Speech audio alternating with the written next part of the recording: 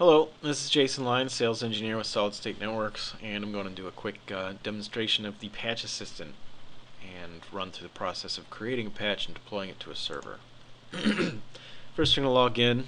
You should already have everything you need to get to this point, so, well, I'm going to assume you do. I don't know. The first thing that you're going to want to do is create a product. Call my game Solid PA Demo. Path is the location on disk where I'm going to want to save all of the patcher project files. You want to use a drive with enough space to handle the entire content of the patch, because all the files will be copied over. Authorization URL, you'll get an FFS file from us. An FFS file does a number of things, which I won't cover here, but more information. I'm not going to go through all of the different features and fields available here. All of the details about those are available in the technical documentation for the Patch Assistant. This is just going to be a run through of setting of just mostly going with default settings and just using the basic functionality. So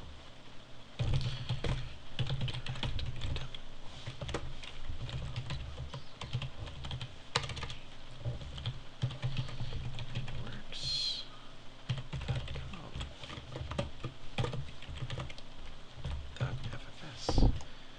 The next step, now I have my demo game available, and I'm going to create a project.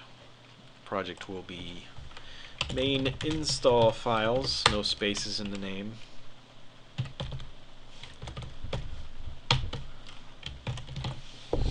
Type will leave to progressive VC diff. There's more detailed information in the technical documents about the different types and what impact they have. Same goes for style. Deploy extension, we generally want to turn that on to avoid MIME type issues, especially on Windows IIS servers. Here's where we'll add some basic install functionality. We'll create an installer. We'll call it my demo.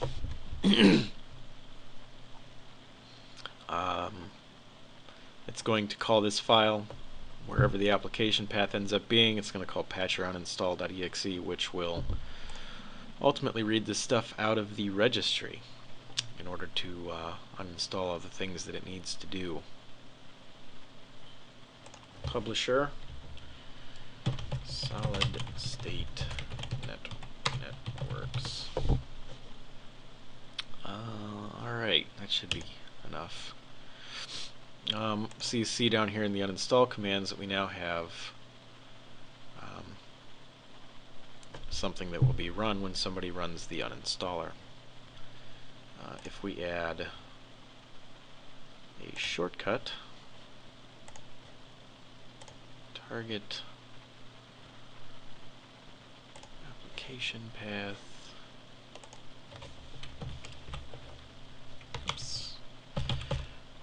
process monitor.exe, which is ultimately going to be the content of our update. Link file. You can put the link file in the start menu or the desktop. So we're going to add one here to the desktop and call it process monitor.lnk. Description, link to the process monitor. Icon file. I'm just going to use the regular icon. You can add icons, whatever. So that's it for the project. That's also our installer. Alright, so now we're going to create a release. So the very first release of our game, or in this case Process Monitor, is just going to be the Process Monitor application itself. process on install.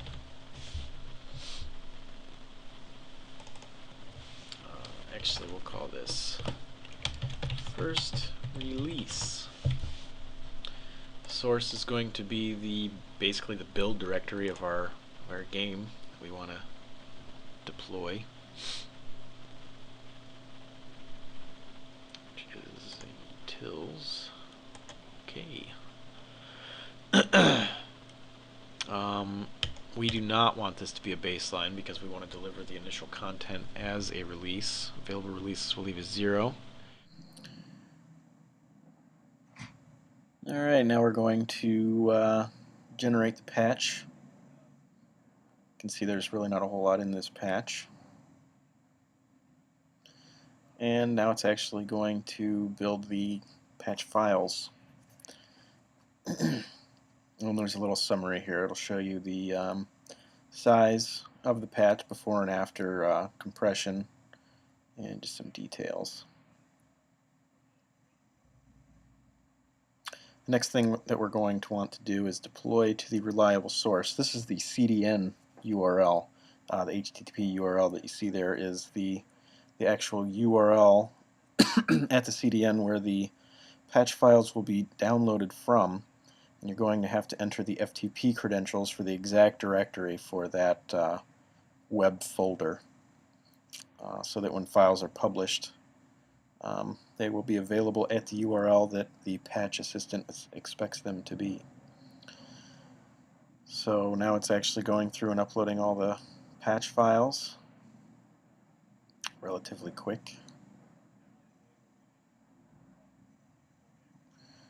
Here's also an option to verify the reliable source. What this will do is just sort of check all the URLs and file sizes to make sure that your publishing worked and that there won't be any CDN related problems on the download side.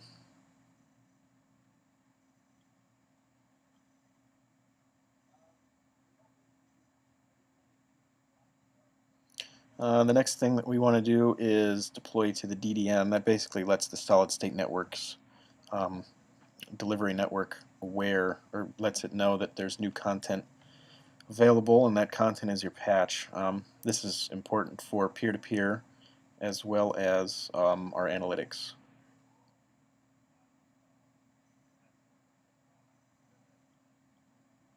Next thing is to deploy the package, and this is just a little XML file with the metadata concerning this individual release.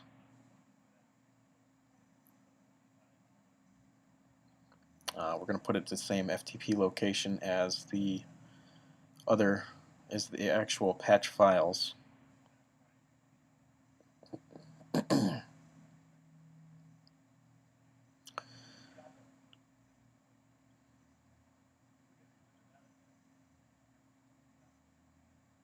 And the very last thing, this can be done first in any order.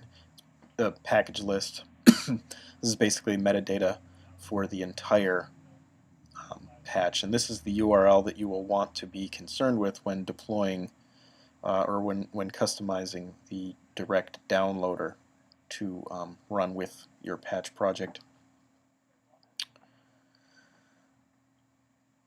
So the package list is up there, and we will continue this in the current direct demo. And that is it for the demo of injecting content and creating packages or patches with the Solid State Network's Patch Assistant. Thanks.